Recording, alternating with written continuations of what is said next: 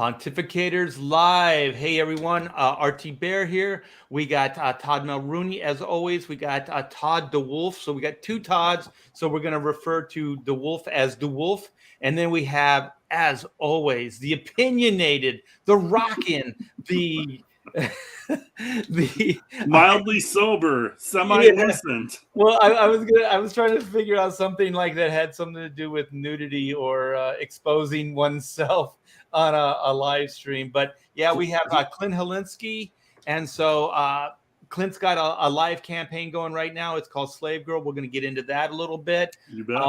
But before we do, let's see how Todd Mulrooney's doing.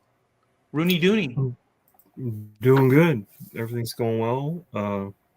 Just, glad to be here. Yeah. Todd, you look like you got a haircut today as well. I did get a haircut, but it wasn't today. I did it myself. I'm going to be buzzing it up soon. Yeah. Actually, Clint's got the crazy cool hair, man. You got the sweep going, yeah. It's the little surfer thing, yeah. It's, yeah. You didn't used to be nearly this gray. Yeah, you know how that works, Art. Yeah, you're the Midwest like cool surfer guy. Yeah, there's actually some dudes that surf on Lake Superior near Duluth where I live, and like they go out in full body suits because it's cold. Lake Superior never gets above like a certain temperature, even in the middle of hot summer. So yeah, there's some surfing around here, but not me. Yeah. The cool thing about where I'm at in Texas now, it's more southern Texas. The water is warm. Yeah, it's really, really warm. So the pool, like right now, is warming up perfect. Just keep sticking those needles in, Art. Yeah, I moved from California, Southern California, and I moved to Southern Texas, and it's just everything's so warm and nice. Everything is so sweet in my life right now. So Todd, man, the Wolf, we haven't had you on the show in a while. So how you been doing, brother? I've been kicking back. I had a full plate, going on of different things, and so it was time just to focus on life, and I think we all do that. Of course, it's different when you're I was going to say bivocational. Bivocational is a different term for a different world. It sounds sexual. I'm bilocational. That's when you're doing this in your so-called spare time versus more professionally. So there's just a lot that you have to juggle, and so I just decided, hey, it's time to take a break and be back with you guys when and where I can. Because Todd, for anybody that's listening, he used to come on Pontificators a lot, major contributor, and he's always in the green room, so he's always behind the scenes. So it's good to see him in front, well, sort of in front of the camera tonight. And if you don't know, Todd is a writer, so he writes. Is it just comics at this point, or have you dabbled in novels as well? I really just want to stick with comics. I thought about it. I can just go ahead and put this stuff down and make it prose. But there's just something to be said for that medium where once you talk to the artist and the artist then puts it on the page, it's a different world to work with. Yeah, it's the word. You write down the words, and then somebody draws the images, and then it takes on a whole new dimension, which is amazing. Like I'm not really a written guy. Like I don't write things down. I kind of just draw them. How do you work, Todd? Do you Mulrooney? Do you draw, or do you actually write out a script? I've never tackled writing until recently, so I'm having to write. Like first, I have an idea, right? I know where I want the story to go, and then I'll figure out my scenes. Like I want my scenes to be like things that haven't been seen before. So I take my scenes, and then I like try to linear them together almost in a way. I try to make them all linear. Oh, yeah. Even though I'm jumping around and I'm moving around, I try not to move around in time unless I'm at the very beginning or at the end. I'm not trying to do a flashback comic. You know what I mean? So if I'm Right. going to do something like that, like I'll start it out of time and then move to present day. So there's that, and those are just my ideas of when something can go bad or wrong, or you could really get, people get all cockeyed and they're wondering where they are, So I just try to create this very linear thing that happens, even though I'm moving location, but I'm linear in time. So you I'm calling dibs on write that it name. out I'm gonna create a superhero called Cockeyed. cockeyed. It's like a Cyclops type character. His visor's on all crooked. He's, hi, I'm cockeyed. Exactly. Well, Like his alter ego is kind of like, hey, I'm Henry Cockeyed. Yeah, and So there's then there's always that one lazy eye. His hero visor's cockeyed too, and for some reason nobody can figure it out, just like the Superman curl. I think it could work. It could work, yeah. Todd made a very good point there, though, because you have your scenes, right? And each individual scene tells the story. And then you have to move from one scene, you have to transition from scene to scene. And then that, of course, has to make sense to the audience. And when you are jumping around through time like you did, anything that changes up and moves the perspective, if you will, especially of time, can throw the audience, a little bit out of whack, the reader a little bit out of whack. And so using that sparingly, like you said, he might even do, adds to the interest of the story, and doesn't take away. But of course, if we're going to talk about time, art, on the other hand, has chronomechanics. So yeah, there you go. Hey, Clint, how do you approach the work, like with Slave Girl and Pirate? Well, Pirate Queen, you worked with something. Slave Girl, you are crafting that yourself. Yeah, right? I wrote the first Pirate Queen stories, and then Mandy's writing the new stuff. And like it's great with Mandy because we kind of both work the same way. It's just you dive in, like there's thought involved, but like I'm very much a like what's the action in the story, what's the motivation, where are we starting, having some cool plot points in the story to move it along, something visual, but then it's like, bam bam bam, we're starting out in a spot, we're getting to a point, and we're getting to the third scene. Right. And I don't mess around much. I lay out the artwork. I've got my good guys. I've got my bad guys. I've got my action points. If I come up with some sort of like fun twist to throw in there, I like to keep the story moving. Not a lot of talking heads. So yeah. And Mandy's been great with that with Pirate Queen. She like me and her landed like step in step with that. So she's kind of got that same kind of idea with the action-packed fun story, and it's worked out really well. Yeah, that's terrific. So you go back and forth with Mandy as far as story. So you verbalize it. I'll give Mandy like a couple of thoughts that I've got, like an idea. Like I had the character Raylo. It was like a take on Rey from Star Wars, and like she was going to be the big bad. So I'm like, I want to kind of work this character in. So then she gave me her script, and like I'm like, oh, this is perfect. Like a lot of action, a lot of fun stuff in there. And then she's like, I left some spots open, so if you wanted to add stuff, which was perfect for me, because I like to throw in a lot of Easter eggs and kind of throwaways to Star Trek, Star Wars, all that kind of fun stuff. So she gave me room to do that. So like it just worked out really well right from the get-go. Yeah, what were you going to say, Todd? I was going to give, for instance, in my story, there is something that happened prior to where I am, prior to current time, that created a situation where there are no more heroes and villains and stuff like that. So how I'm doing that is that day is celebrated. There's a parade. There's a statue of this superhero went like full tilt. Like, I'm done with this. I'm not fighting every day, different villains. I'm going to just clean house. So I celebrate that day in current time as a day of the normal people remembrance that their world changed and this superhero had gotten rid of all the supervillains and stuff. So that's my way of tackling that without showing that day, right. Without going back and doing that in flashbacks or whatever. So that's how I chose to do that. Like, how do I cleverly show that this occurred, and that's why this universe is the way it is, and that's why Ignition finds himself as sort of this lone superhero, only taking care of bank robbers and taking cats out of trees because something had happened prior, or somebody decided he was going to do away with all this. So you show him the new normal. He knows about it through history, but he's not, he's not afraid to still be out there just doing what he's doing.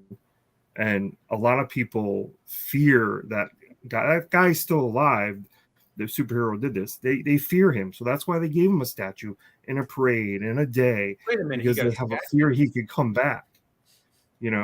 Well, the statue, I use the statue because there's a plaque on his statue that tells me why this statue's here. On this day, this guy did these things. So, well, I don't know if I've mentioned it before, you guys, but I have a statue fund. I have investments, and when I die, there's going to be a killer statue made. Our T-Bear statue. Well. Anyways, like I'm working with Joe Fulton on black and white. So these are like little thumbnails. So these are really tiny. So then I blow them up to 11 by 17, and then I use these as guides. And so then I go from this, then I go to the actual art board, and then I start working stuff out, on the board itself. So I still have one panel. I'm working on that. But awesome. Thanks. I find I like to work organically. So I like to go back and forth between the written and the actual physical drawing of it. So when Joe and I were plotting out Black and White Volume 2, Man versus Machine, we were kind of going back and forth. So we would tackle it. I already had an overall beginning, middle, end of the story, which I had, verbalized to him. And then we would just take a scene. So for me, I try to figure out, like, what are the reader's tolerance, right? Like, oh, this is a talking head scene. Well, you can't make that 8 pages, right? So then automatically I go 2 pages, 3 tops, depending on how important it is. So what I do is I kind of delegate page count to what is important in the story. So that's kind of how I figure out how long each scene should be, just based on like my own interest in and my own tolerance when I'm reading something. You know what I mean? Like, I want to get to the point, so I kind of go with the pacing based on, how I want to read a comic, So that's how I kind of prioritize. It's funny how much that we will disparage the talking head scene. And then at the same time, a well-made talking head scene is going to give you a lot of character development. And I don't mean that in a blanket sense, like the actual meter, what you choose to put the words in there, how you misspell the words in a sense for a character to give a certain way of how they speak, right? Because Rogue is a classic example for Marvel. When you read Rogue, you have to understand that she's got a Southern accent. So you have to write in those bubbles what that looks like. And those types of talking head scenes all of a sudden give you character that you don't get just from all the artwork, which is, what we love and enjoy. Right. For me, like if the scene, I just use talking heads as just a way to describe something that's a little slower. But for me, I try not to just go, well, this is the talking heads page. So the page that I just showed you is essentially a talking heads page.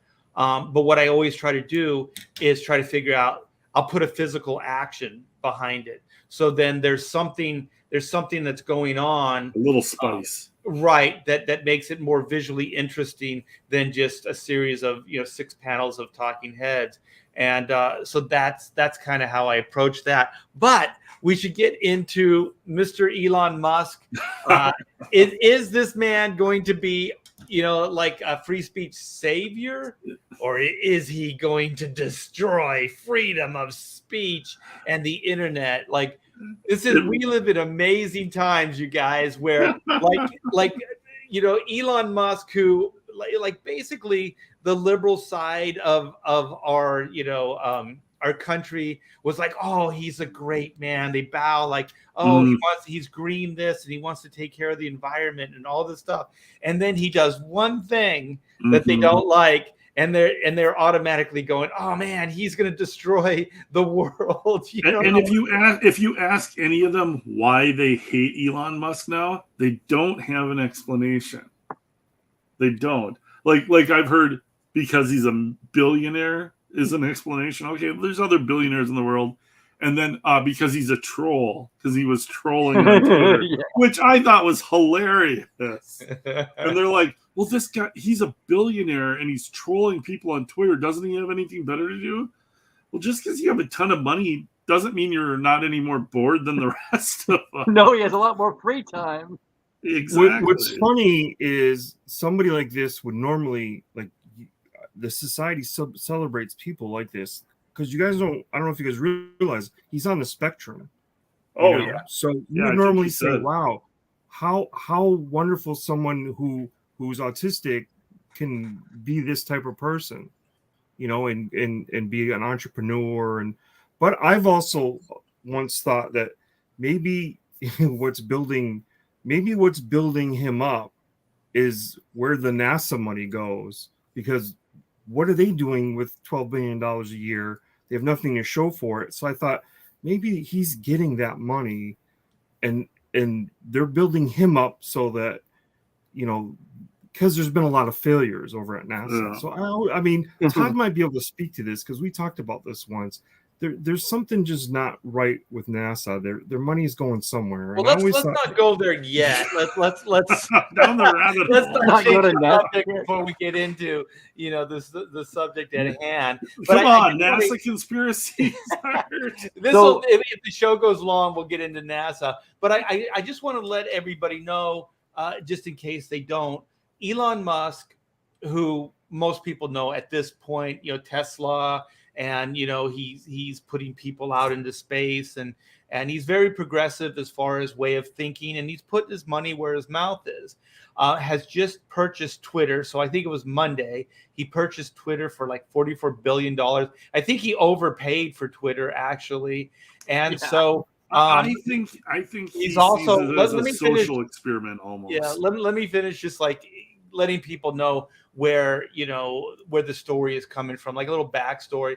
So he bought Twitter, and then he pledged a few. I think there's like maybe 3 or 4 things that he pledged, and this is where you guys can chime in because I'm not sure exactly what it was. But one, he really wants to instill freedom of speech. So he feels like Twitter is a very, very important platform, but that has been misused in the past. I mean, who could fucking argue with it?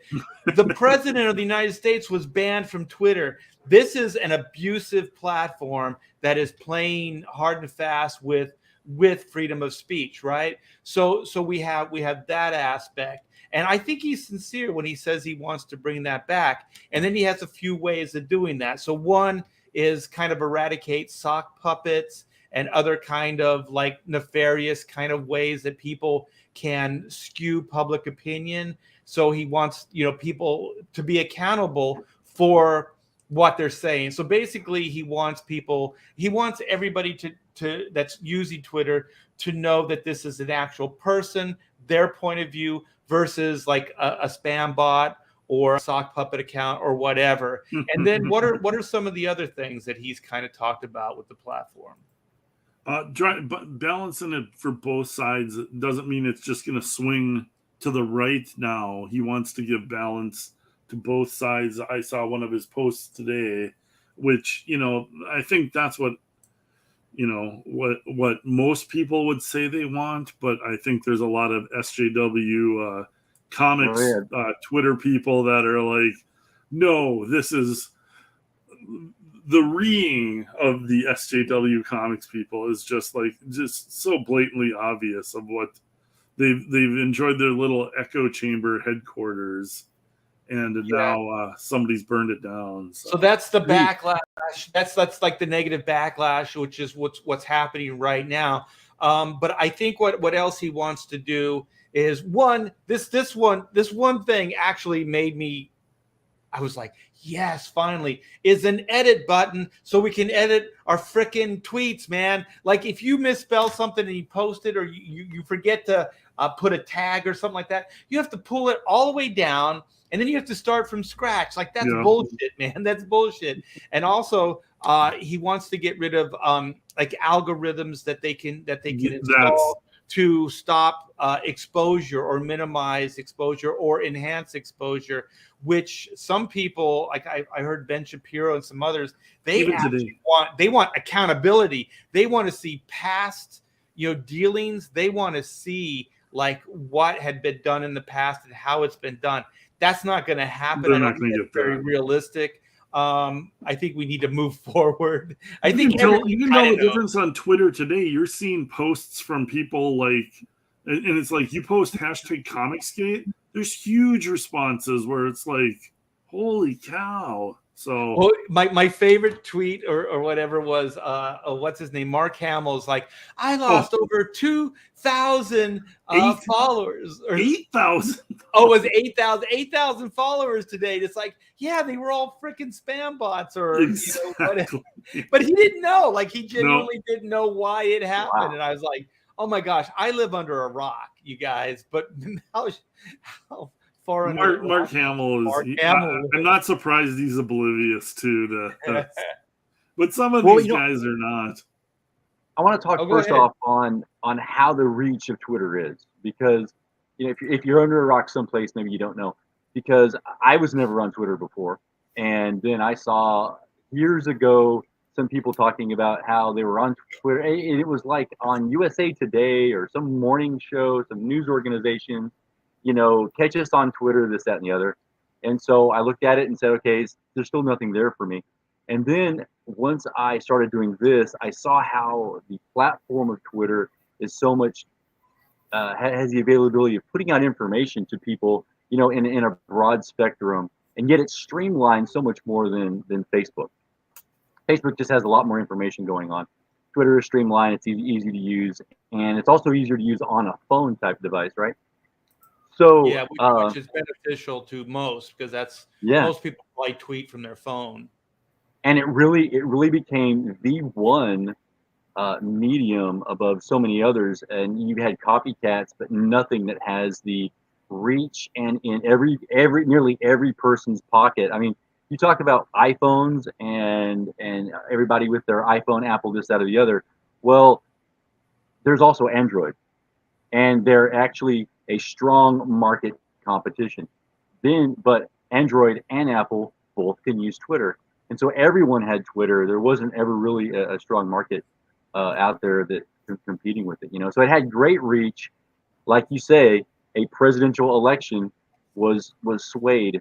And you mentioned the edit button that he had the idea for. What that is, and I think this is what we're going to see, one of the things Elon's going to do is he's actually going to look at his customer. He's just going to make something that customers want. And Twitter, as we have seen with the algorithm, right, with how they have been throttling back various people here and there in order to push just the narrative and the political base, they've also pushed the actual usage of Twitter itself, so that we don't care as much what the customer wants, because we don't want to give you any power, right? It was solely it's kind of an elitist. I always felt like Twitter was a little elitist in a certain way, and I didn't like that it kind of forced people into talking very cryptically, because I think a lot of Twitter problems happen because you have to be really concise in what you say, because it's limited. Like you can't really explain anything. So all you can do is really, the way it's set up is all you can do is try to start a conversation with some kind of titillating, tweet.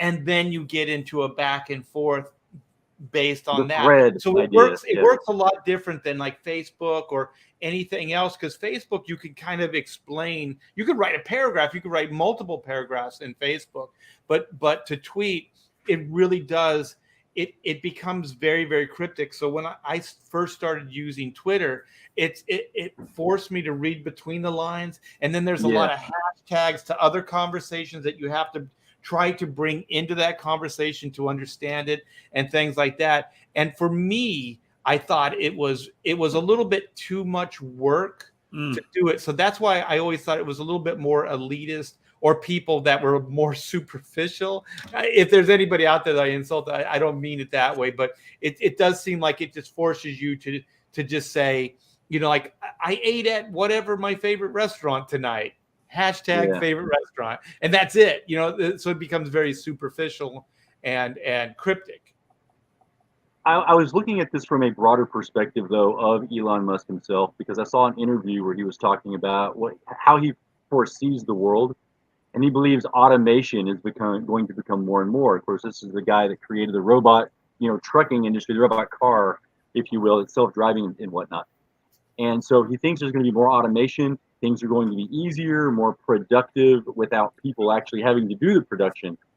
And one of the things he said was that people won't have value in themselves anymore because they don't have work.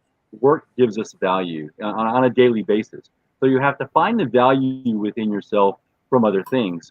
And we've seen how our society basically just commits suicide over that, right?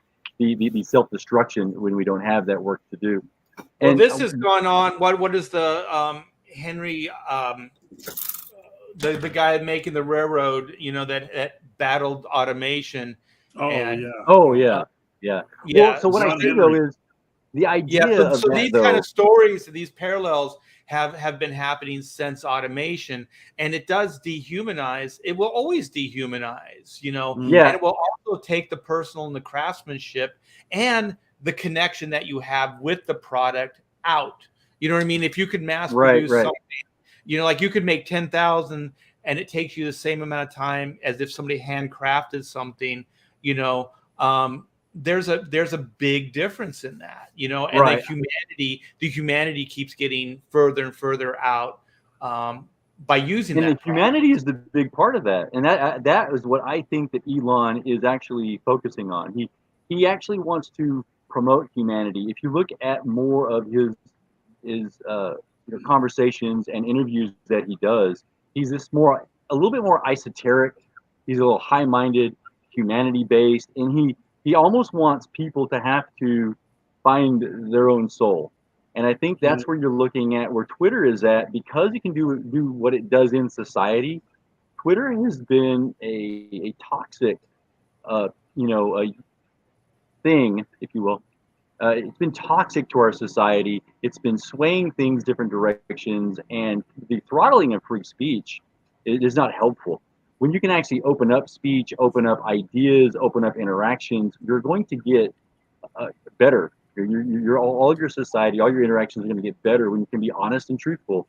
And I think that's where he's looking at. And so in the long run, I think he's going to try to push this and tweak it so that it has a bettering concept in society at large. I think that seems to be why he bought it. Yep. I mean, the divisiveness, I think the divisiveness on Twitter is because it was so one-sided and so blatantly obvious.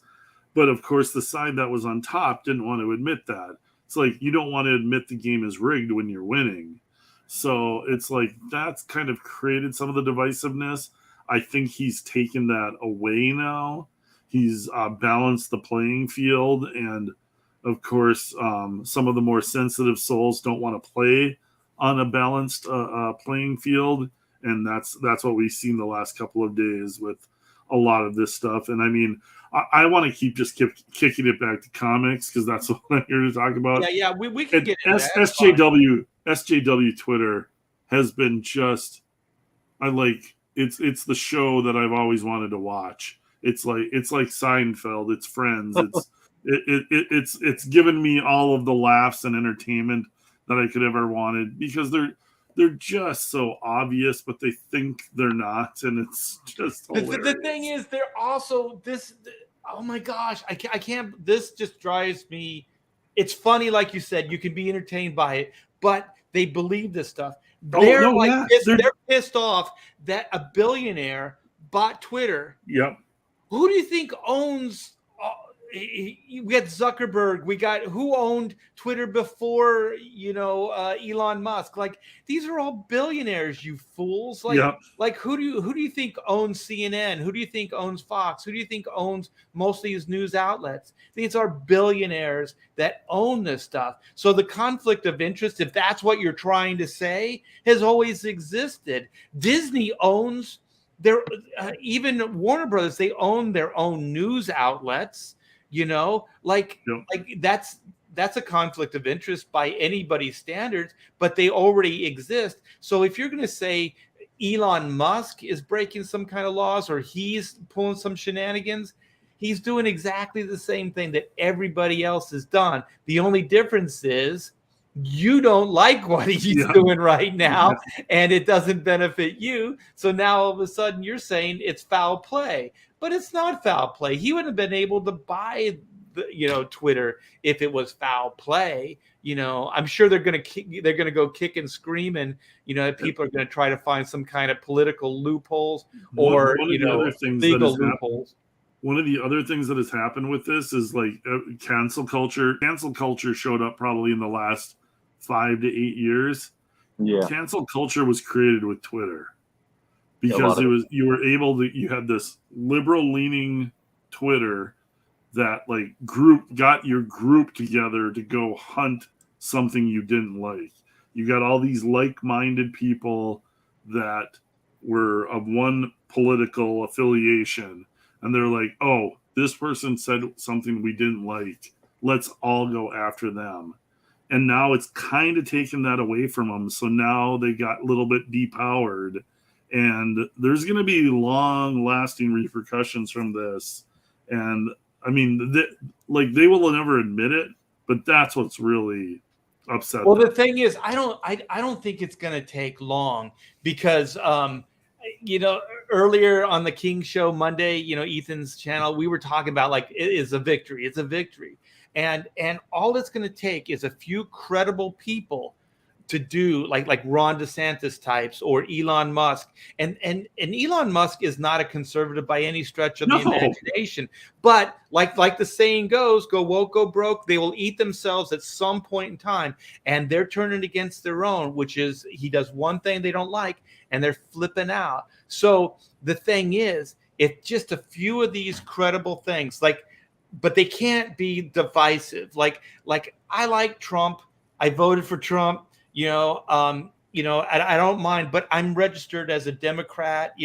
So like I'll vote for whoever I think is the best guy. But the thing is, Trump was divisive. But he was kind of like trying to you have two extremes, right? So the only way you're going to have a voice is to have these two extremes going against each other, right? And I always said, like the Republicans in debates, they got their asses kicked time and time again because they don't know how to argue when they're attacked by, the Democrats.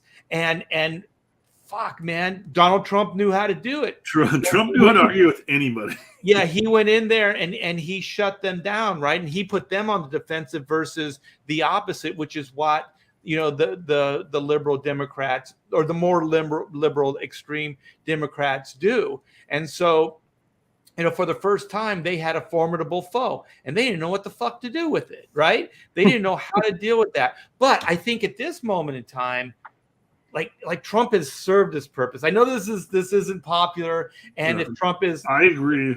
Yeah, but like Trump has done this, right? But we need like somebody now to kind of like have more of a level head.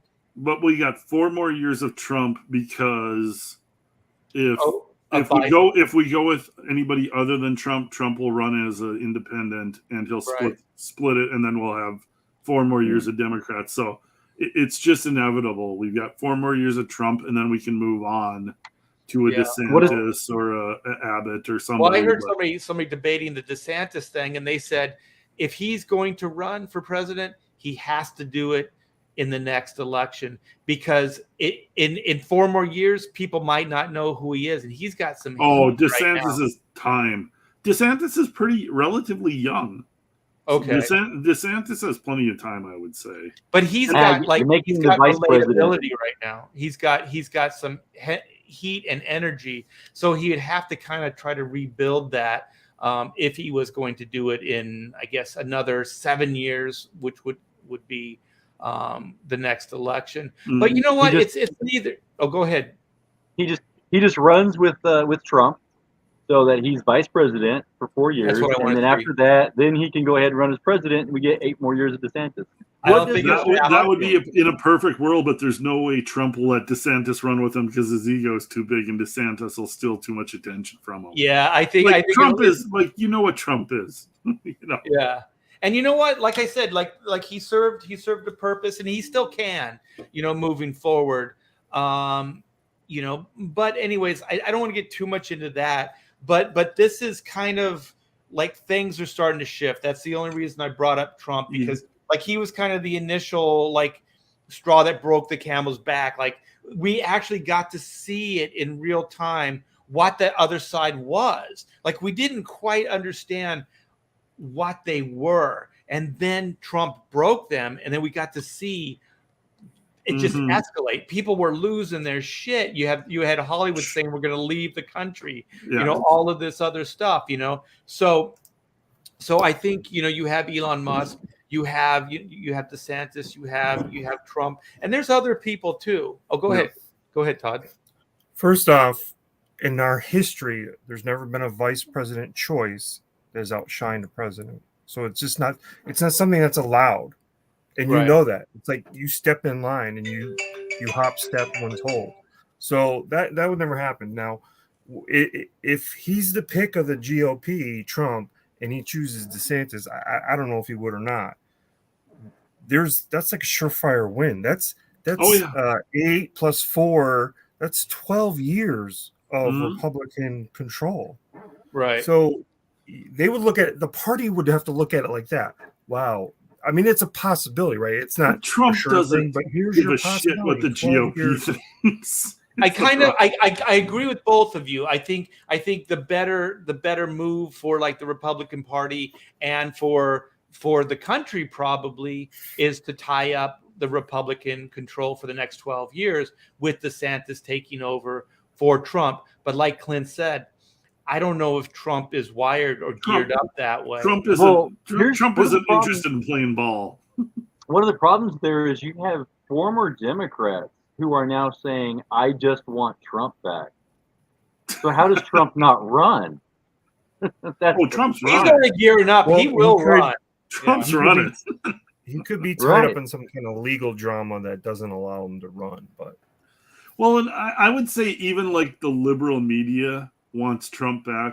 Like they're like sick of watching Biden wander around and get steered into place by the Easter imaginary Bunny. People's hands. Yeah, How you doing? like just invisible people's hands. The Easter Bunny is controlling the president.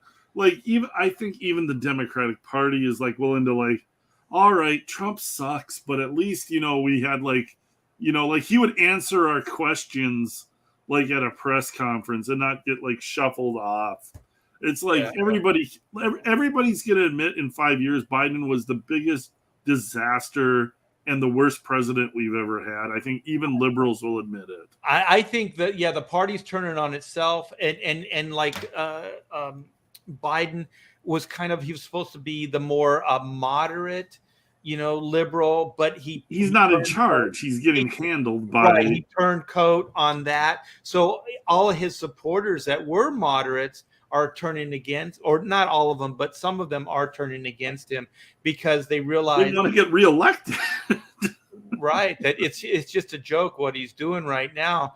But anyway, like the reason Trump came up is that these are a series of events that are kind of starting to get us into some kind of I hesitate saying normal because I don't think it's ever really. We're not going back to normal before the COVID, before even before Obama. It's not going back to those days, man.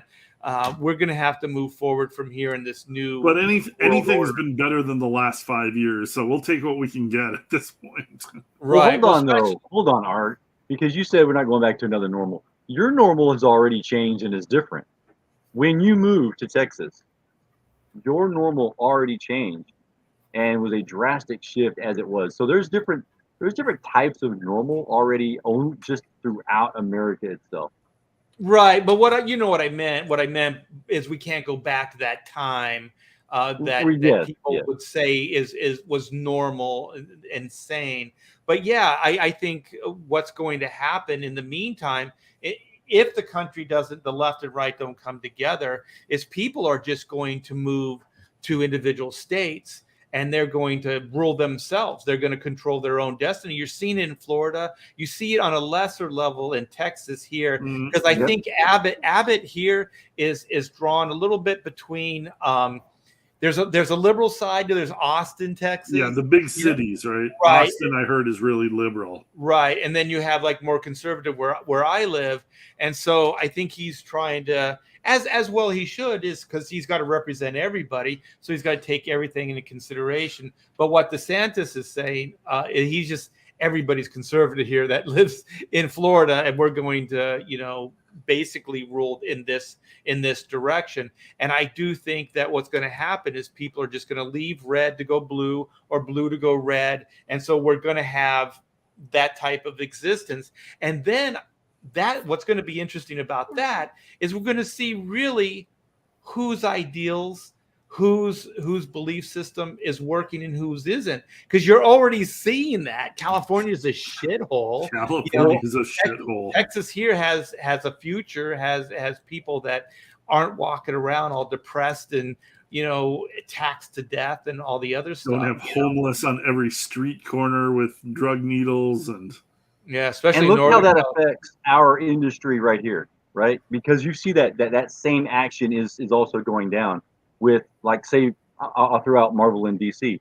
The way you have, because we once said, well, eventually every character is going to be gay. Well, it's exactly what they've done. There.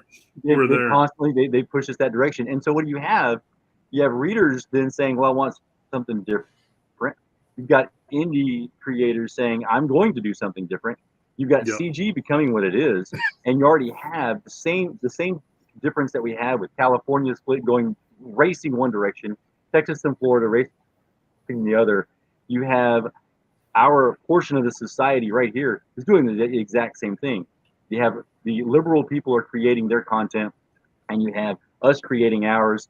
The script that I'm working on is right there. The sales for the big two dying, and the comic book stores dying, and CG. That's exactly where I'm going to. Wolf. That's exactly. You just projected it right to the future, because movies, you have the Daily Wire. They're getting into movies and entertainment and all that stuff, and you've already seen, like, with Christian, music, movies, TV, stuff like that. So there are going to be things that are designed for instead of a general audience, they're going to be designed for a specific audience. And to me personally, at first I thought this is bad because we all need to be on the same page. We're all Americans. But the thing is, we don't, because we're not anyways. It's just an illusion, or it's just a belief that it is, because it really isn't. So most of the time people have their own beliefs, they have their own tastes, and they have their own interests.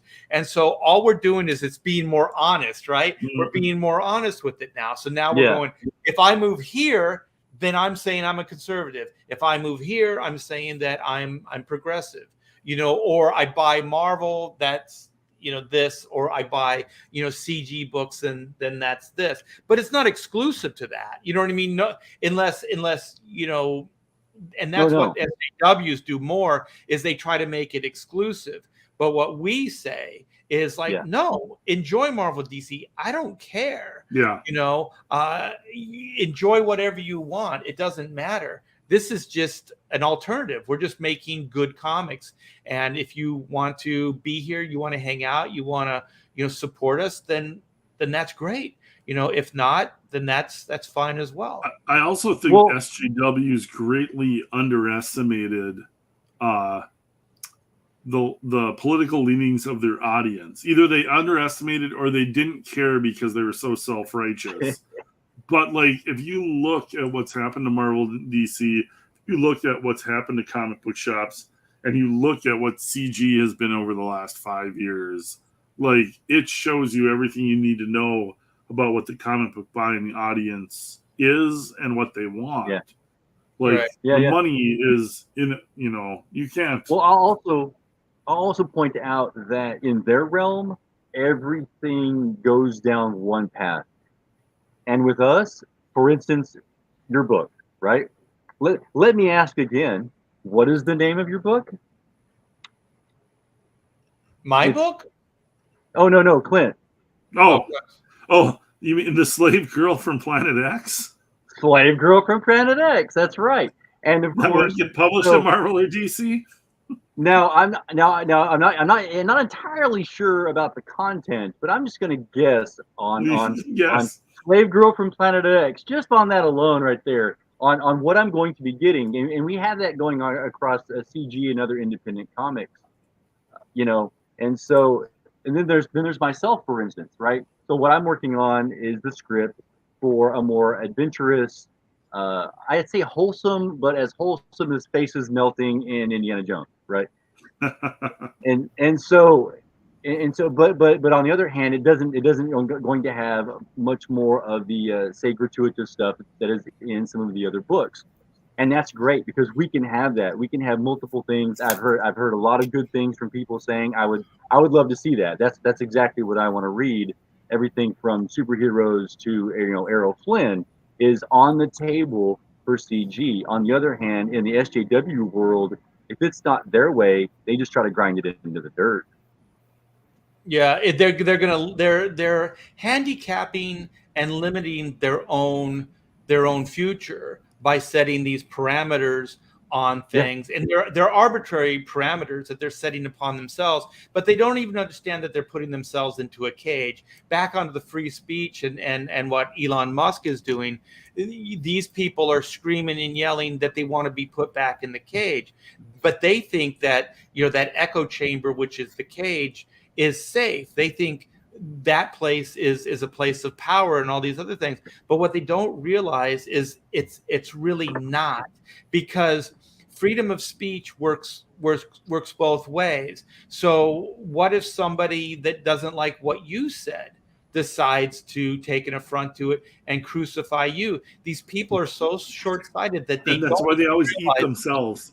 Right. They don't realize that they're gonna F themselves at some point down the line. Like, they think they're on a winning team now, but just like Elon Musk, they turned on that guy. They'll turn on each other as soon as they get butt hurt, and they'll try to destroy them. And so this doesn't serve any greater good. It doesn't serve any greater purpose. It doesn't even serve them, but they don't see it yet. They They're won't see blind. it. They're always blind to it, and it's like I know some of these people, and it's like, how do you not see what you're doing to yourself? Right.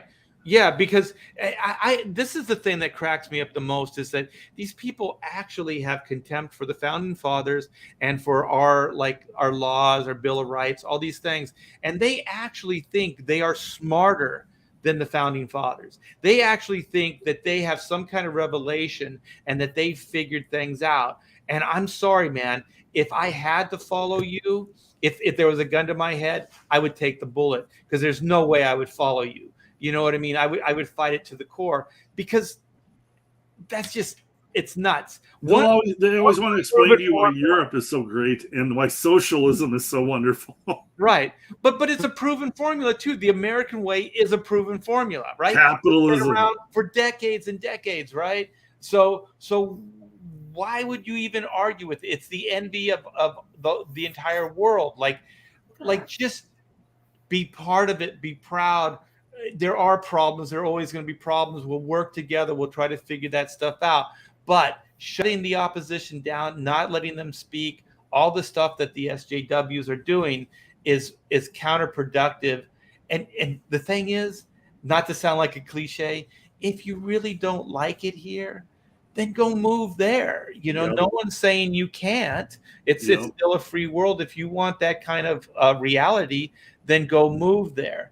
But that's not what the American experience is. That's not what the American way of life is. So if you don't like that anymore, then they're the spoiled little kids who will never appreciate how hard their parents worked for them. They Right. always think they know more. It's like, it's a cliche, SJWs are a cliche, bleeding heart liberals are a cliche, and like they always spout off the same stuff and always ends the same way. I'm glad this is happening right now. I was wondering when it was going to because I had a feeling that it was coming.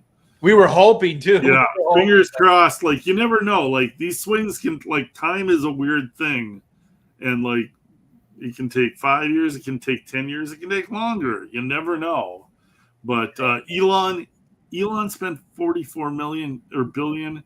God bless him to speed up the process because that's what he did. That's what he did. Well, you're looking at Twitter to be sort of your like go-to news. It really shouldn't be, and it really isn't. But I think that's what it could be. How? How Hey, could Todd, it be your news? keep that thought. Let me take this before I lose. Oh, Pedro. Pedro, my brother, we miss you, man. We miss your guitar. So Pedro is in the city and he's hanging out with probably cooler people than ourselves. Wait a minute. That's impossible. Yeah, there's no one cooler than the four of us. I want pictures. I want pictures, we Pedro. want pictures, yeah. Hopefully there's some nudity, some hot women involved. Yeah, so, you're at the bar. There's got to be hot chicks. Yeah, so Pedro's saying, sorry, guys, loud music and beer drinking all around me. Hey, no problem, man. You are missed. And we will probably throw some light on your tropical magics. Oh, yeah. Your Indiegogo campaign. So very, very good. Thanks, Pedro. He's hanging out with Kip Winger. Yeah, he's hanging out with Kip. Yeah. So, Todd, finish your thought, and then we'll throw some light at Clint's campaign. It may become like more impartial, Twitter, and that's fine. That'll be great. But it's not there's way too much news or organizations that are left or liberal. There's just, it's like 90% of them. So Twitter isn't going to change the balance of what most people get every day, because I get what I get because I chose these categories on Twitter, right? So I like tech stuff, I like NFTs, I like this, I like that. So this is what comes at me. So unless you're choosing news and what's going on in the world and current events, you really don't get news on Twitter unless you go to. But you get influence. You get influence. It's not about like like good news, bad news, whatever. It's just about influence. So I think what is going to change is it's going to be harder for some people to abuse that platform to create influence over others, because trending, all that stuff. And I know this for a fact. I remember when Hillary Clinton, was running against Trump, and her misgivings, I typed it into Google search. They didn't show up till like the third or fourth. Like all of these great campaign things showed up in the Google search first, and then her dealings, I forget what it was now, that she was accused of, that was like buried way, way low. And so these are algorithms. These are controlled by these outlets. So they can influence things. They can change the outcome of stuff. Probably one of the biggest things, like people have complained about cancel culture forever. Twitter was the biggest tool for cancel culture. Like part of Ethan's cancellation was Twitter. Part of Gina Carano's cancellation with Star Wars was Twitter. Yeah. Oh, yeah. Yeah. Twitter has been the main I think tool. the headline comes first and then Twitter engages. Right? Twitter is I don't think it's ever been. You'd have to prove it to me that it's been Twitter first and then the headline. Because to me, it's always the headline and then the people jump. Well, how do you think the headline gets traction? How do you think the headline gets traction? It gets traction by algorithms. So this, and it's proven that if you're on the right side of Twitter, then you will be seen more than other people. So that's what I tried to say with Hillary Clinton. That was an algorithm that somebody chose to bury, which was really the main part that people were interested in with Hillary Clinton, but it was buried. So you had to look for it. You had to try harder to find it. That's what they can do. And then well, and a lot of these articles use Twitter as their reference. Like, oh, so and so is getting buried on Twitter in today. the case of Gina Carano, her headlines were there, and then the people jumped all over her on Twitter. There's really no. They jumped all over just like you can look at it. You can prove it. You have to prove me Twitter wrong. creates the scandal and the headline. So Gina Carano just put out a tweet. Then he tweeted one the Twitter mob decided to go after her, and then her tweet made her look, because she was supporting Trump. Her tweet made her look right. That created, we're gonna look for everything she does. And so they went, like, a lot of these people, they go back into their history and find this and find that, and then they start creating this ball of fire that says, where did they do all this? On Twitter.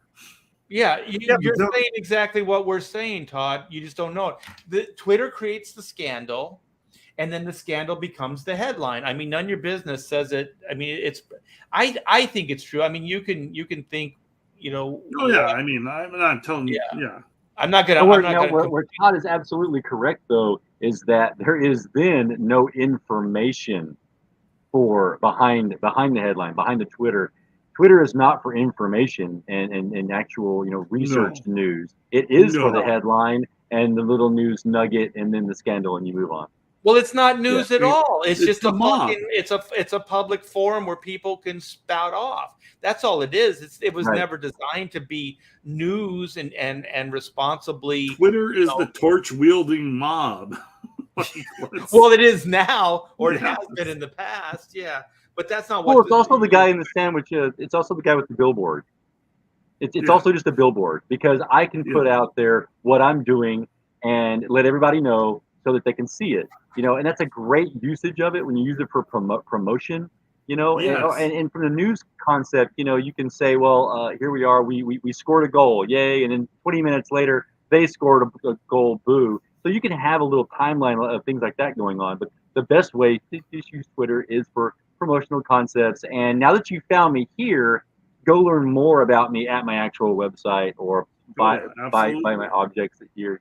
No, yeah. Twitter isn't all bad. Twitter has a lot of good uses, but I would say that it has been very one-sided in the past. And you just realize that these platforms do need to be policed by somebody that's a little bit more trustworthy or operate like Facebook. I remember when I first started, like Kickstarter and doing crowdfunds. And so, you have 5,000 friends, right? And so you're thinking like, oh, that's quite a platform. If I could even get 1,000 of those people to come over and support me, then that would be great. And then you start realizing that there's algorithms that affect the outcome. You're not sending your message isn't going to all 5,000 of those people.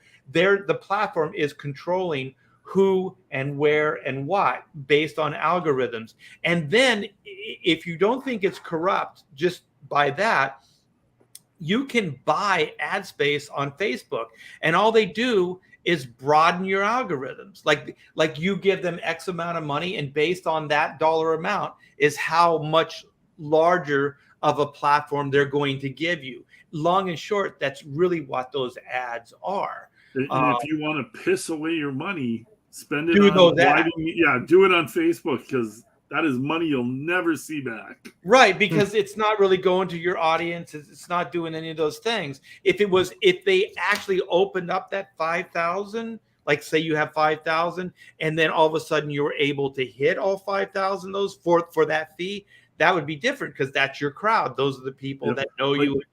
But it's not. It's just going really good. Ad out to everybody who likes comics in Facebook. Like in their profile, they put things that they like. Comics, sci-fi, adventure movies. That's not what happens. Like you are just throwing money. It's just like when I remember when Wizard Comics, they would go to the Image guys and say, "Hey, we want you to run ads and stuff like that, or things like that." And I remember having a conversation with the Wizard guy, and I said, "What's your distribution? How many people get your book every month or whatever?" And so they say these things. We've sold X amount. I go, okay, so you sold that. That's to the retailer, right? Yes. So how many individual people have bought that book? So if you sold 10,000 copies, how many of those 10,000 are actually getting into consumers' hands versus collecting dust at a retail store? Or in the day, people would buy multiple. They'd buy multiple wizards because there was collectability, there would be trading cards, other things in it. So some people would buy two. So if they buy two, then those numbers that you're giving me are not accurate. But that's what you're charging me for the ads. You're saying this ad price is worth this much views. This many people will see your ad. And it's just not the case. And that's how most of these social platforms work. Like Facebook works that way. Oh, yeah. And things like that. They say these things, Yeah. but you're not actually reaching that amount of people. And so yeah, I think that there are some shenanigans that are done with these social media platforms, and I do think this is a move in the right direction. As far as Twitter, I actually like Twitter a lot more these days than I like Facebook. Where Oh God, yeah, very much so. For doing what we're doing, Twitter really does work well. You do get that interaction with fans who are actually interested in your book. You can have a back and forth. You can show artwork and you can get like replies from everybody, and you can see what's working and what's not working. You can I'll post stuff and I'll be like, oh, this, got this many likes, and I'll post some other art and then like it got way more. Like that's way more useful to me than anything Facebook has done. And I like up till probably about 4 or 5 years ago, I really used Facebook more. And that was about 6 years of using Facebook and just seeing like really zero results from it. Yeah. And the thing is like, I think Twitter is it's a better crowd because they're more proactive. Like yes. when they support you, they actually don't just support what you wrote down. They'll support you as far as backing your book or retweeting, retweeting is huge. Or retweeting, things like that. And Facebook just doesn't have have that same kind of interaction. Facebook, I think, is way more superficial in this sense. So it's mostly just like, oh, I'll support my friend, like. You just go through. But Twitter, I noticed, like when I'm on Twitter, I actually engage. I look at the back and forth way more than I do, on Facebook.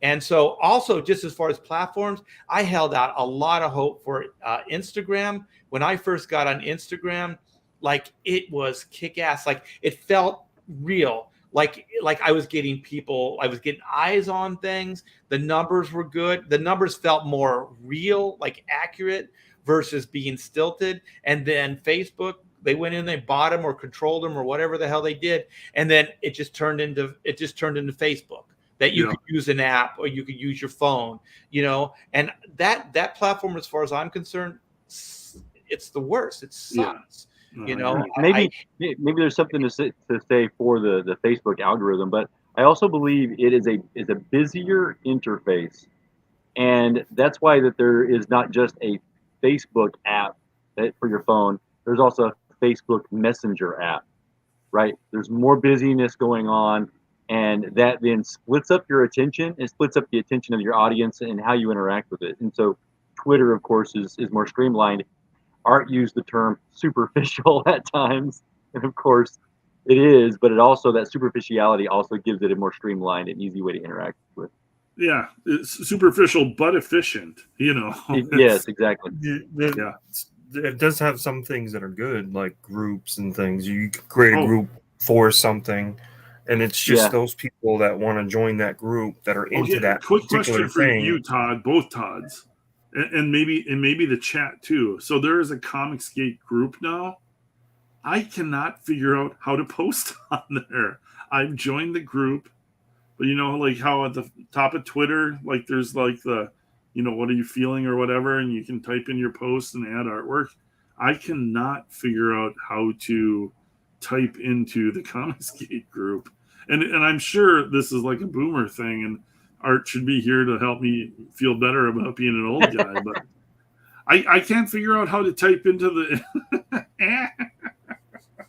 What are you talking about, Sonny? Yeah, on the Twitter's art. Type it on the Twitter. Yeah, at first I hated Twitter, but just to clarify, because I heard DeWolf was saying superficial. What I meant is like the interaction, not that because I mean it's obviously as deep as the individual that's posting something, like I know. about their friends or family. But what's good about Facebook is friends and family. Like you said, there's Messenger, and there's like you can communicate to your friends and family in a way, and I think that's what it was really designed for.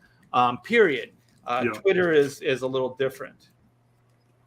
Yeah, Twitter is more business oriented, not business, but like what we're doing. What we're doing works great on Twitter. Like building a community for your projects, and like if you're a small business person, you're a creative in whatever endeavor, music, comics, art, anything, like it really does work well for that. So these kind of things, I mean, I don't know if they were planned out, but yeah, that it is the way it's worked out. Like, I wouldn't.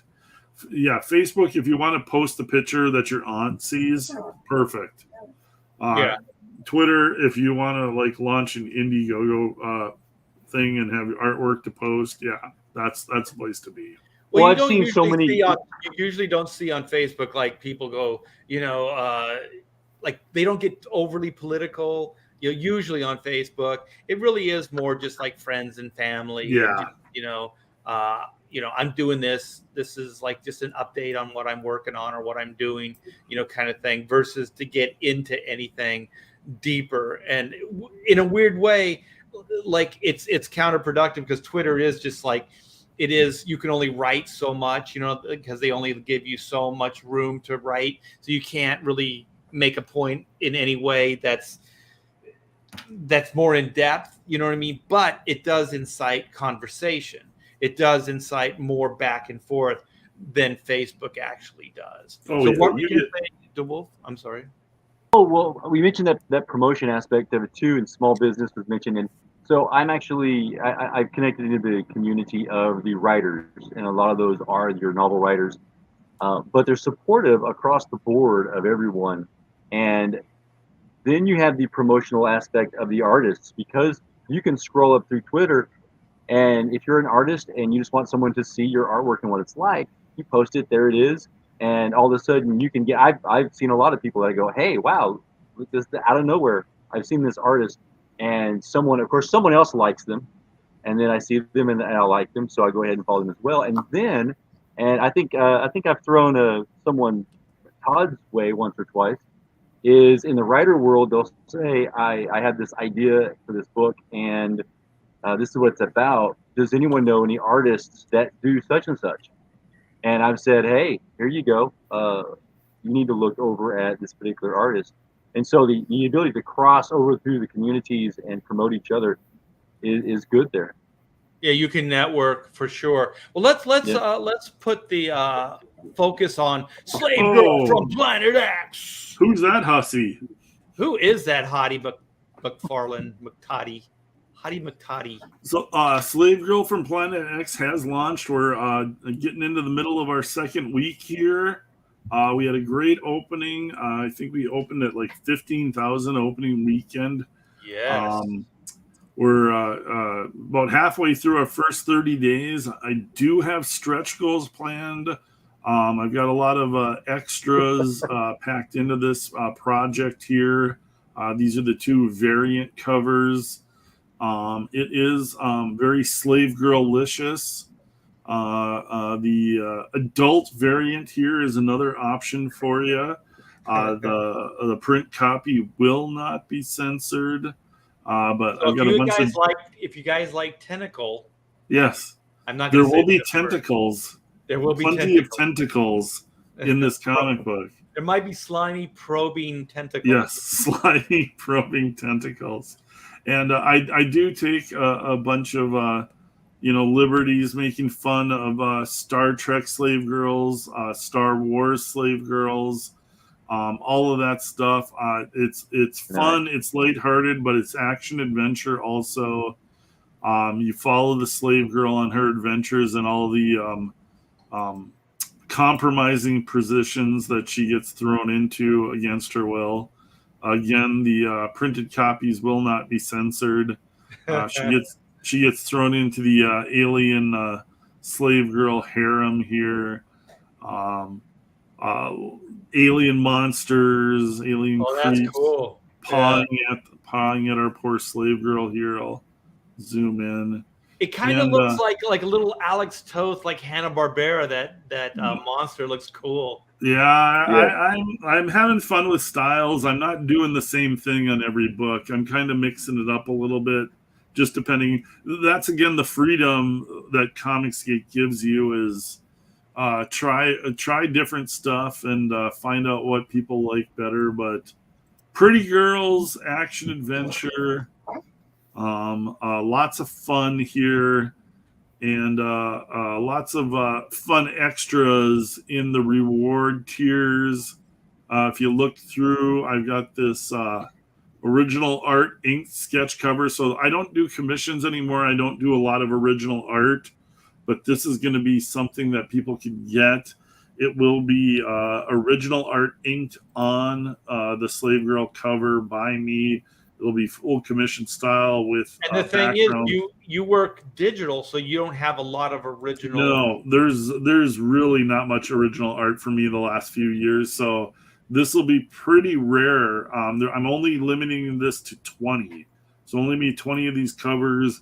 It will be a topless slave girl with full background. So a little something extra for the fans there. Something fun. With that reward tier, you get a hologram card also, which is something I did in Blue Bombshell that people really, really liked. The cards turned out really awesome. It was kind of a fun thing. So I'm doing that again with Slave Girl. And I can play the trailer here if you want, Art. Yes, please. You bet. Here we go. Back Slave Girl today.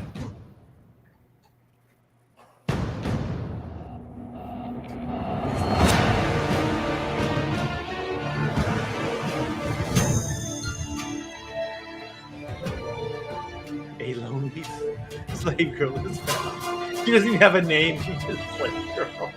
It's part of the chart.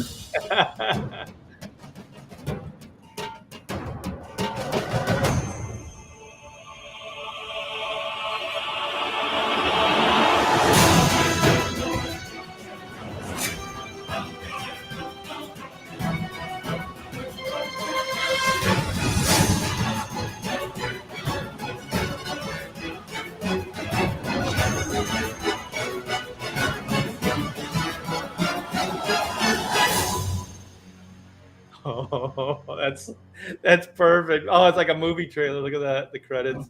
I found a new program, so I was able to take. It looks a little bit more polished than some of my last video. Well, I like that there's just this juxtaposition of like it's just this fun, sexy adventure, and then this like really pretentious, like ooh, it's going to be really this epic Lord of the Rings type of story. Exactly. That's perfect. What it is. It's perfect, man. So everybody likes it. She's hot. Holy she. And one of my favorite names of all the chat is Bob Newfart. Yeah. Yep. So you guys go back, Slave Girl, and keep Clint. I mean, if you know what, if Clint wasn't being supported by you guys, he'd be out committing crimes. He'd be robbing liquor stores. He would be. I would be a hobo. I'd be like panhandling on the corner for booze.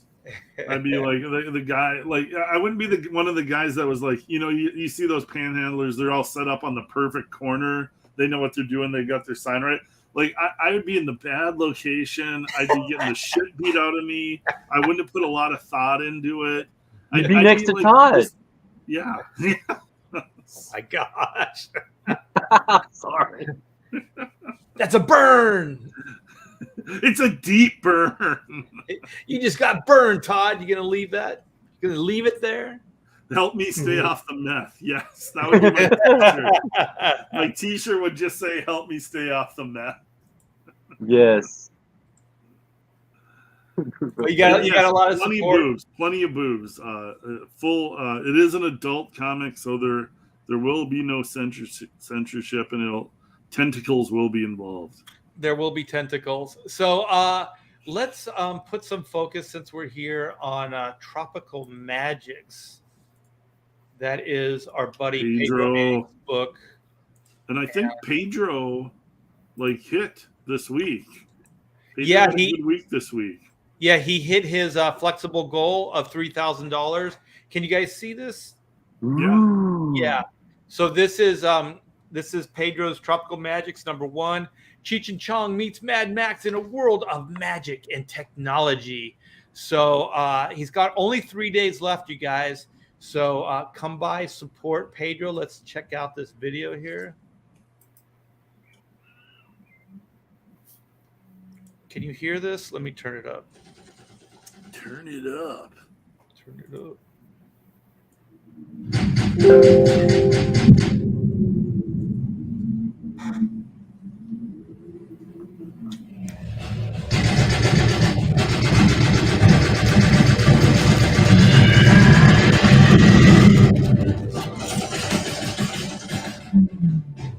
This animation is awesome.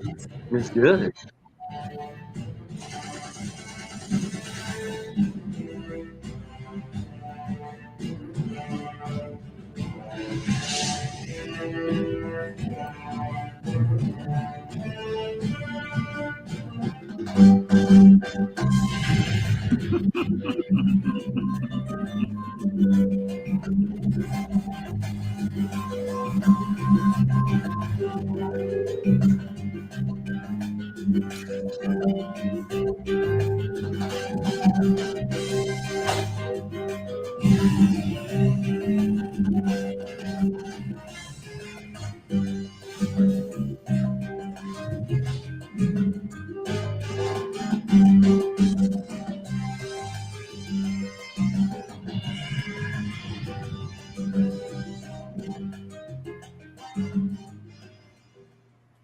Yeah, you guys. Nice. So back Tropical Magics. Link is in the description, as is Slave Girl. Pedro's a good guy. Really, really creative. Great work here. Looks like a fun concept. So there's only. I'm a douchebag, but back my book too. Well, Pedro's a good guy, but I didn't even finish promoting Pedro. I'm sorry. Stepped all over it. I man. said I was a douchebag. So that forgives you of all your past. Back Pedro's book. Pedro is awesome. Pedro did animation for some Slave Girl stuff that's coming up. So now you like Pedro. I've always liked Pedro. Yeah. So you guys, both those are in the description. So there's a link for Tropical Magics and Slave Girl in the description, and Black and White is there as well. And we got the Keshi figures that are going to be hitting the market very, very soon. So let me see. I think I posted it. Let me come back. I'll come back to that. I saw them. They looked really nice. I think you posted them on Twitter earlier, and the Keshi figures looked awesome. Yeah, speaking What's the texture? Speaking of like Twitter, Army Men? they're soft. I have one here I can show you guys. They're like soft rubber. And I think there was a Pirate Queen one as well. Yeah, there's a Pirate Queen one. Yep. And I think Patrick Parnell did one for Johnny Phantasm. Yep, Johnny Phantasm's got one. Yep. Yeah. So these are going to be up fairly soon. So our own Eric Huffles had put this together for us, and so He does a great job. We're going to be doing that, and then we have Black and White. And this is doing gangbusters, you guys. We just turned over another 1,000, so we're at 105,243. The backing just continues. You guys are the best. So Black and White Volume 2, Man versus Machine. In a world where law and order is often blurred to gray, justice can only be ... black and white. So you guys, this is a fantastic, amazing campaign. You guys have turned this into a colossal hit, so thank you so much.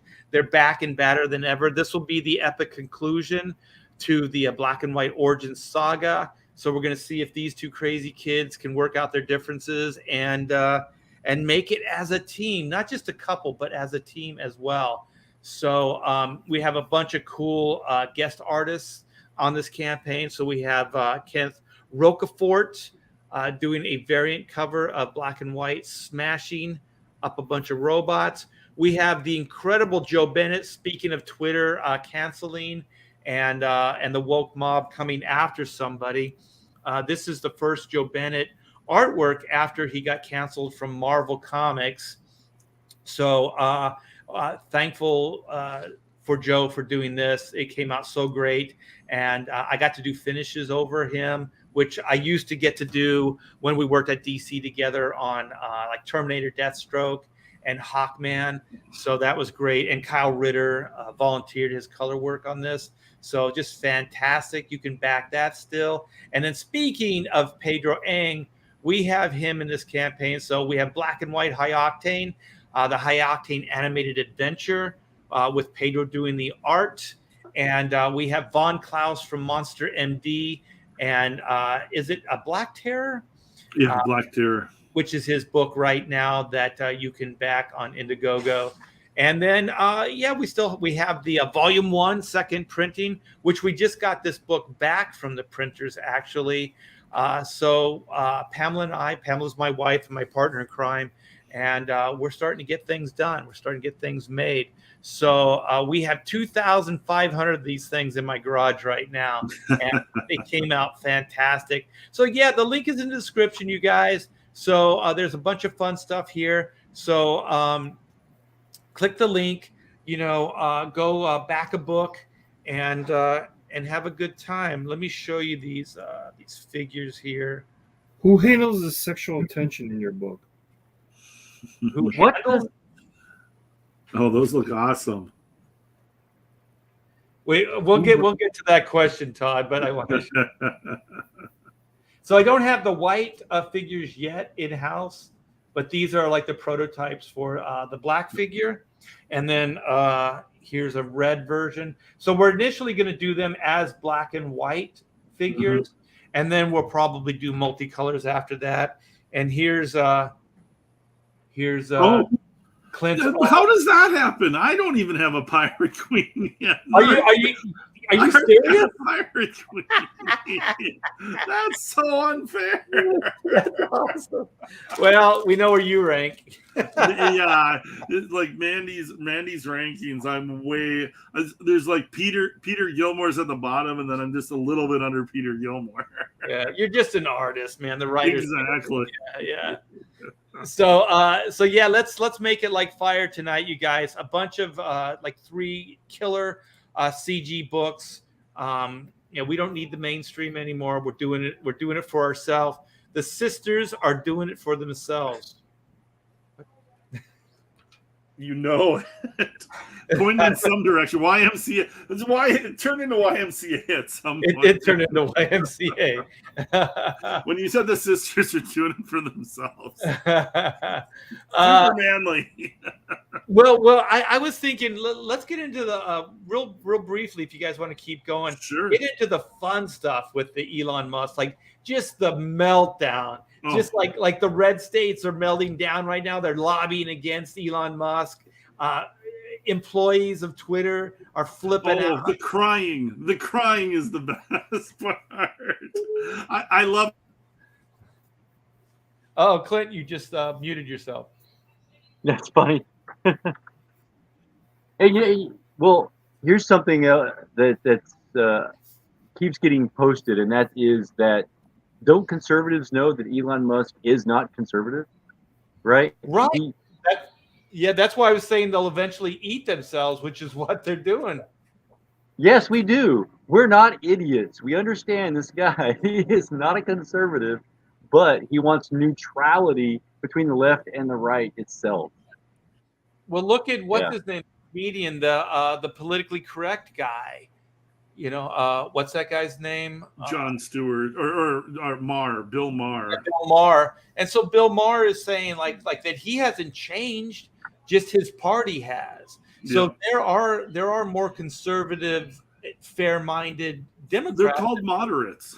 Yeah, they're called moderates. Yeah, Moderate liberals have seen the party shift to a point where they're not even comfortable with it. When Bill Maher is talking, Jon Stewart is kind of like, he came out against Stephen Colbert, and I mean, Joe Rogan is not a conservative. You know, these guys are kind of moderate liberals, and they've seen what's happened, and they're not comfortable with it. They've seen their party shift so far to a progressive left that does not really listen to what middle America or the majority of the United States is for. Oh yeah. And Yeah, and, you know, and if at you a mention certain the point, term, yeah, if you mention the term conservative as well, this is what's odd about the left is the far left will believe as soon as you say conservative, what you mean is a puritanical, far right Christian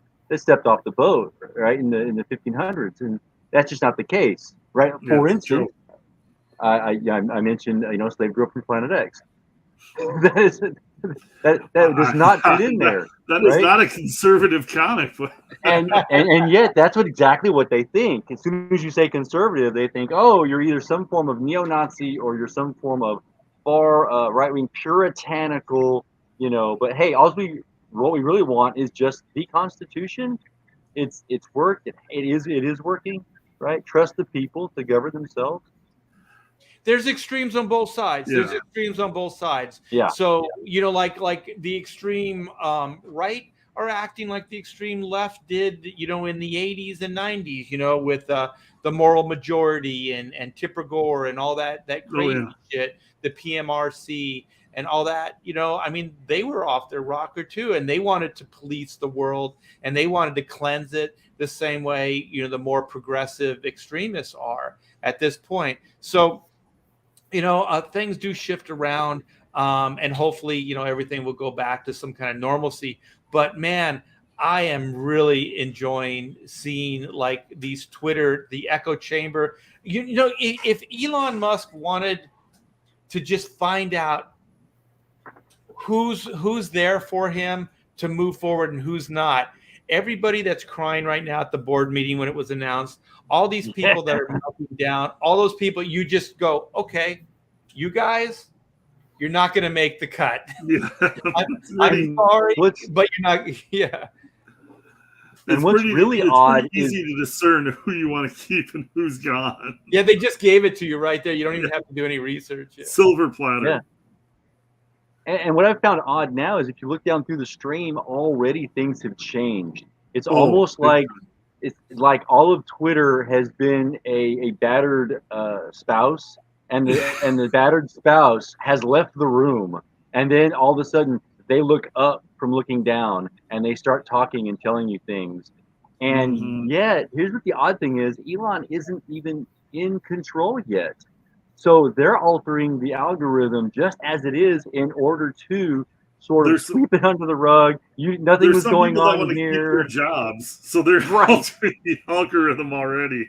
There are people that are voluntarily like either cleaning their house on Twitter, right? They're cleaning their Twitter up, or they're pledging to just leave. Like Eric Larson, he decided like that now Twitter is the evil empire. So he's pledged to stay off it. Just like Whoopi Goldberg saying that she was going to leave the country if Donald Trump was. Like these are threats that are only going to hurt you. Yeah, like, nobody cares. No one gives a shit if Whoopi Goldberg leaves the country, and no one's going to care if Eric Larson doesn't tell another story again. It shows you how self-involved and narcissistic. I'm going to leave Twitter.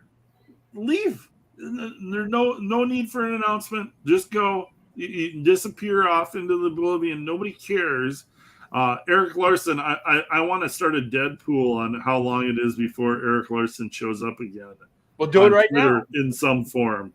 Because he can't stay away. He's addicted to that shit. Eric Larson only matters in his tweets. Like, nobody has read a Savage Dragon comic in 30 years. Like, I mean, Eric Larson is... Like, is there a lesser version of Ringo for the Beatles? I guess that'd be Jim Valentino. But Yeah. Like there are guys that were the I think Jim original image. Valentino, to be honest, I think Jim Valentino has more up his sleeve if he decided to do something tomorrow than as far as Then making Eric would, yeah. Eric is, Eric would, yeah, because Eric just seems like he's just kind of stuck in this one mode. yeah. And Eric's shown what he can do, and like that's it, and he's devolved since then. right, he's just doing the same thing, and then it's just he's almost a parody of himself. Yeah, it's sad to say his old stuff was better because his old stuff wasn't that good either.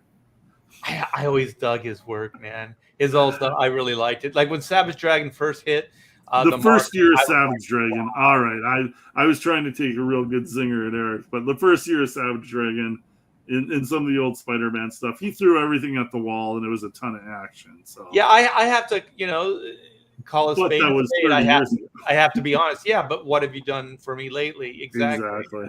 I think I got to ink Eric Larson on a Nova cover for Marvel, and it was a treat. It was fun. Yeah, because it's just crazy, just bombastic stuff. So that was Joe Bennett too, wasn't it? Joe Bennett drawn the interiors of that.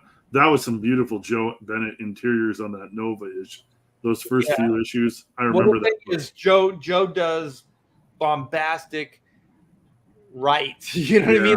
Like it's just really, really good. The guy that was gorgeous stuff. I remember that book. Like that. Yeah. But you guys remember this? This is the real Steve Dye says Zappa versus Tipper echoes watch George Carlin's address to the National Press Corps circa 99 for a prescient was that priest? I can't. Prescient? Yeah, that's I can never say that word. A view of current events. I'm sorry I butchered that. I know what you're saying though. Yeah, I'll tell you, Zappa is like.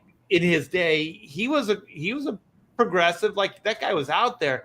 But man, when he talks now and you hear those, his interviews and stuff like that, that guy seems down to earth by today's standards. You know what I mean? Like everybody's like, oh, that guy's out in left field. But now you listen to him and he's like, oh shit. Like my favorite is like him talking about the record industry, right? And that was in his day, in Zappa's day.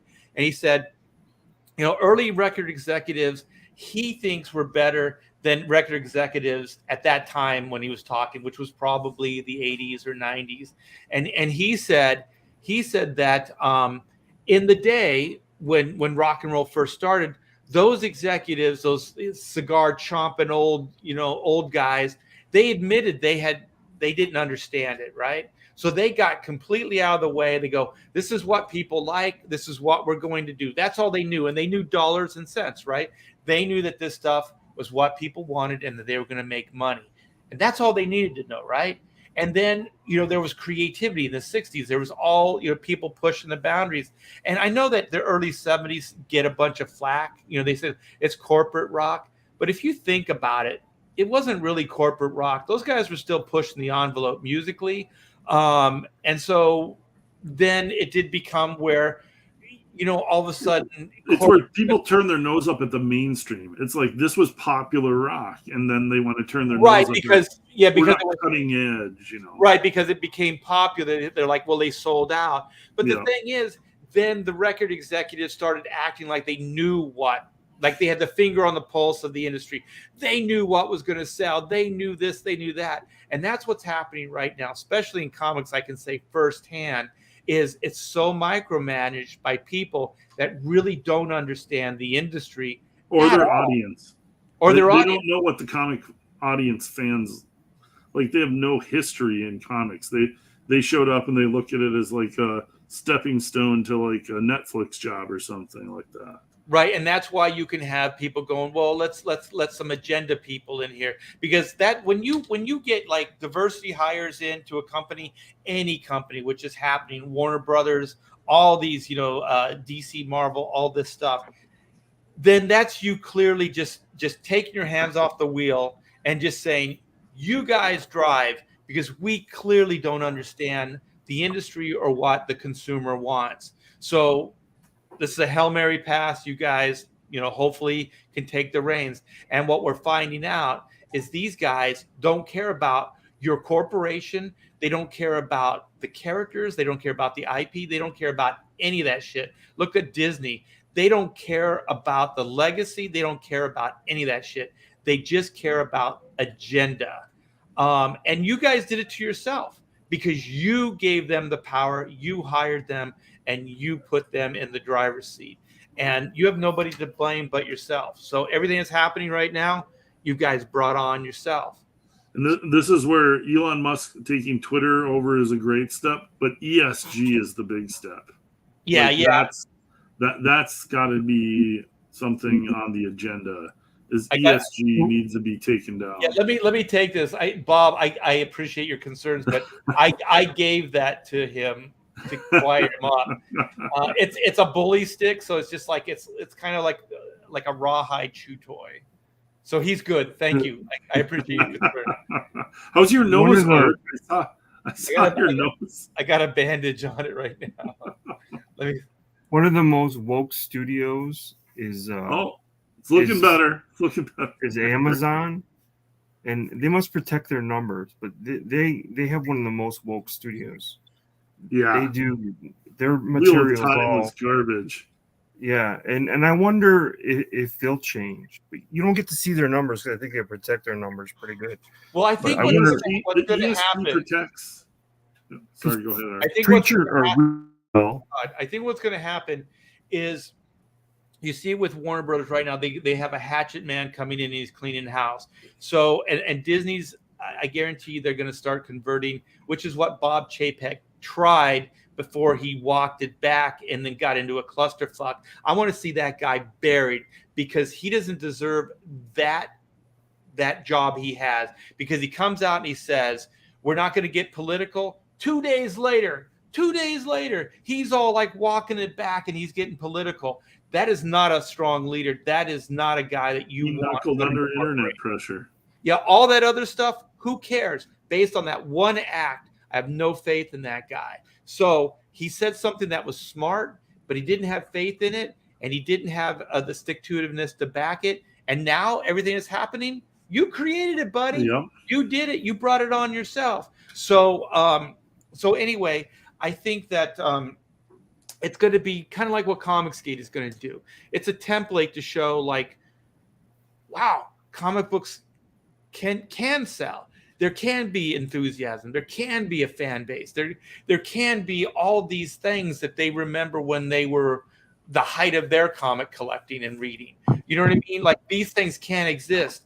And I think more examples like this are going to happen, which is going to right and steer the ship in the proper direction, and which is what Elon Musk, I believe, is starting to do as well. And so the more they see this, the more these heads of these captains of industry, these heads of these corporations and stuff are going to have strength to stand up against the woke, against these people, because right now they don't have a business model that backs their play.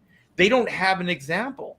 And one of the few things these CEOs of these big companies, like, these guys are the most powerful guys in the industry. One of the few things they were probably scared of is the woke Twitter mob coming after them and calling them a racist, calling them a Nazi, calling them this, that, and the other, whatever phobe or ist they wanted to throw at them. And Elon has taken that sword away from the woke mob. And that is, like, that literally, I think, is the main thing all these people are pissed about, is it took away their little bit of power that they could throw around for their narrow agenda. And CEOs have spent the last decade learning to be scared of the woke Twitter mob, and Elon has just crushed that, because I don't think they're going to have the power that they had. They're not going to have the algorithms on their side. They're not going to have the company behind them forcing their message to the front. They're going to say something, and you'll see the real numbers of people who are, like, believe that, and they're not what they were. And all of a sudden these CEOs are going to realize it, and that'll be another way besides just ESG. Still got to get rid of ESG. ESG but once will these CEOs go away. are scared of losing their job, right, they get the power back. I predict ESG will go away because I think so. I don't think it's really going to generate money. And I think the shareholders, the real shareholders, are going to start saying this is just a fad. This is not going to get They're us. going to want to see returns on their investment. Right. And so the more agenda driven stuff, but there has to be an example. There has to be people like us that in the comics industry that just said enough's enough. Comics are fun. Let's keep them fun. Let's make good comic books. Let's get them in front of people and see what they say. And it's still the free marketplace, so people will support them or they won't support them, and that's fine. It'll just encourage us because I'm not going anywhere. If something doesn't do well, I'll create something else. That I'll try to do better next time. I do realize that Chrono Mechanics and Black and White are two different IPs, and they one does a lot better than the other, and I understand that. But it does encourage me to try to maybe rethink some things, try to make them better based on what people have said. And just to try to make a better product, and that's what used to exist. It used to just be commonplace. You know what I mean? Like, improve your product, try to get the consumer faith in what you're doing, the belief in what you're doing, and all that stuff. And we can do it. We can bring it back to that way of thinking, which is when people say like capitalism isn't fair and that these things aren't. These people don't even understand what capitalism is. Capitalism is the fairest way of commerce, flat out. It just is, because I create a widget, I put it out there for $1 billion, right? Well, the widget isn't worth $1 billion, so no one buys it. So then I have to think, I have to bring the price down. So I bring the price down, but then people are like, well, the widget has a flaw in it. So then I have to go, okay, well, I'll redesign the widget. It'll be the new and improved. And then you just keep tailoring the product to the marketplace. But the market is the one that dictates. How much more fair is it that you have the dollar and you call the shots? You're the one that gets to, if you don't like fucking McDonald's food, then don't buy it, right? Then they go away. That's it, right? There's no wiggle room there. So unless you artificially prop this stuff up, which is what the government and some other places do, then that's capitalism being bastardized, or it's outside forces coming in and screwing it up. But that doesn't mean capitalism doesn't work. That just means somebody abused it. Capitalism is one of the few things I believe in, man. It's completely fair. Because if the price is too high, then the product doesn't sell. The message is sent, right? The people that complain about capitalism are either people that are lazy or have no talent. Right. They want to skew things, They want handouts. They want their free handout. They want their pat on the head, and they don't want to. Attaboy. You're doing the best you can do, and no one can. Participation trophies all around. Exactly. Well, we should wrap this up, man. This has been a great conversation. I had a blast. I'm so glad that Todd DeWolf came back to us. He was nice meeting you, Todd. Hey, you know what? Just to tell you really quickly there on what you were saying about the poor woke screaming. I think that when you lose your Joseph Goebbels, they're scared next that they lose their Rommel. Right? That's for all the history majors out there. I recognize the names, but I couldn't tell you exactly who they are. When you lose your minister of propaganda, you lose your propaganda machine, right? Then the next thing is that which is actually doing the general agenda, right? Yeah. The generals pushing the propaganda next, or not the propaganda, but the narrative. They're the next to go. Yep, and that's what Twitter was. Twitter was the propaganda engine for the left. Yeah, precisely. So I think America's strong. I think this is the beginning of the tide turning. Is it the be all end all? Hell no. I don't think that Twitter mob is going to go quietly. I think there's going to be a little bit of a fight going on. And fight the good fight. I do think that the truth will prevail. And I do think that Elon Musk's I know this is weird to say, but his heart is in the right place. But I think it's beyond that. Like, I think he has integrity, which is a word that I wouldn't use very often with most businesses and company guys. But at least with Twitter, I think he's got integrity, and he's got some goals, some lofty goals to give freedom of speech back to the people. And it's the people that's the people's airwaves. The internet is ours, and so unless people stand up for that, these corporations will bastardize it, they'll control it, and they'll take it away from us. So just like everything else, I think generationally speaking, every other generation or whenever it happens, a generation has to be willing to fight for their freedom, and I think that's what's happening right now. I think we're all kind of trying to fight in our own way for freedom and what America stands for. And God bless the USA. God bless the USA. I think it's going to be really interesting in 5 to 10 years from now to look back on this period of time. Just all the social upheaval, the COVID, the infrastructure battle in the United States, of like the politicizing of everything. I don't think we've seen it maybe the 60s, but yeah, it's gonna be interesting to look back on this. I think. I hope the COVID propaganda and this, I hope that's taught in colleges later. We'll play, boy. Yeah. So anyway, he's telling me like, let's play. Wrap it up, Art. His tail is wagging. So, anyways, you guys, this has been a blast. Good to have you back, DeWolf. And thanks to Mel Rooney and Helensky. And we miss you. We miss you, Pedro, and we miss you, Bob, Comic Book Bob. We'll see you guys next week on another Pontificators. So take care, man. See you next week.